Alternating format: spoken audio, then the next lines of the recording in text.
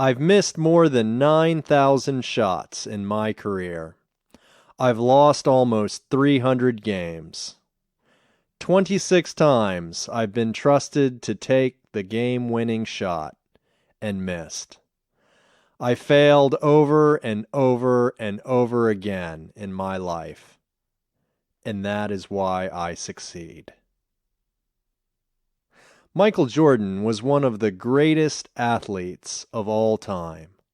But like all great people, he also failed regularly. Watching Michael Jordan play basketball was like watching a man fly. His grace and talent were unmatched. Clearly, he had a lifetime of training, an incredible natural talent. But these weren't the only things that made him great. He also had a healthy relationship with failure. Like many greats in sports and business, he wasn't discouraged by failure. The shots he missed and the games that he lost didn't make him give up. He knew that failure was just another chance for him to improve. Many highly successful people in the world of sports and business have this healthy relationship with failure. One of the world's most famous inventors, Thomas Edison, made thousands of attempts at creating a light bulb. He tried hundreds of materials for the light bulb filament, but there was always a problem. Some would burn out, others would explode. Some would melt the glass. There were always problems, but he never gave up, and he never saw his failure as a failure. He just saw it as steps towards success. Edison once said, "I have not failed. I have merely found 10,000 ways that won't work." This attitude of seeing failure as a learning experience helped him persevere. This way of thinking eventually led him to Japan, where he found a kind of bamboo which was the perfect material for his light bulb invention. It was also in the country of Japan where a man named Soichiro Honda also found success through failure. He failed over and over on his way to becoming one of the world's richest men. Soichiro was born in 1906 in a small town in rural Japan. Soichiro's father was a blacksmith, but he also had a small bicycle repair shop. Soichiro grew up helping his father fix bicycles. He was always talented with fixing things, but he wasn't a good student, so his grade reports weren't good. During this time in Japan, parents were required to mark their children's grade reports with a family seal to confirm that they had received them. Soichiro was a clever child. He realized that he could use rubber from the bicycle shop to fake his parents' family seal. He soon started making them for other children at his school as well.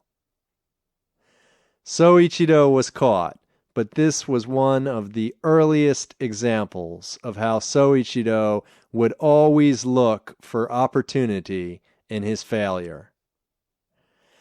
After dropping out of school at the age of 15, Soichiro went to Tokyo to become a mechanic. He worked in a car repair shop for 6 years before returning to his hometown to open his own repair shop. In addition to fixing cars, he was also a designer. He spent years trying to design a better piston ring to sell to Toyota. He worked day and night on his design. He often had trouble finding the money to continue his piston project. However, he never let any of life's challenges stop him. He always found a way. Once, he even sold his wife's jewelry to make the money he needed to continue his piston design. After 2 years of hard work, finally his piston design was ready. He brought it to Toyota thinking they would buy it and he would be a big success. To his surprise, they rejected it. Soichiro still didn't give up. He knew that he needed more education, so he went back to school. At school, his classmates and teachers laughed at his design. But this didn't stop Soichiro either. He studied hard in any course that would help him follow his dream, and he ignored the rest. He also refused to take tests because he didn't see any value in grades. When the school told him he wouldn't graduate, he didn't care.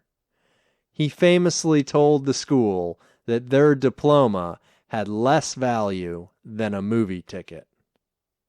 While a ticket would give you entry to a movie, he thought that a diploma wouldn't get him anything. He never gave up on his goal to design a better piston. He was always looking at the problems with his older designs and thinking about how he could make them better. All of his failures were really opportunities to understand what works and how to improve. After many failures and many new models, he finally had a design to again show to Toyota. This time they liked it and made a contract to buy many of them from Soichiro. He now needed to build a factory to produce his pistons, but he had new problems. Japan was at war and building supplies were hard to get. Almost everything was being used by the government for the war effort. Soichiro needed concrete for his factory, but it was impossible for him to get any. Just like when he was a child with bad grades, he always looked for the opportunities in every problem. He couldn't get concrete, so he developed a new way to produce concrete. Of course, things did not go smoothly after he solved his concrete problem. He finally built his factory, but it was bombed twice by American planes. The planes didn't only drop bombs, they also dropped their empty gas cans. Again, Soichiro found the hidden opportunity. Steel was also in short supply, so he and his workers collected all the American gas cans that they could find. Soichiro called them gifts from Truman and used them as supplies for his new factory.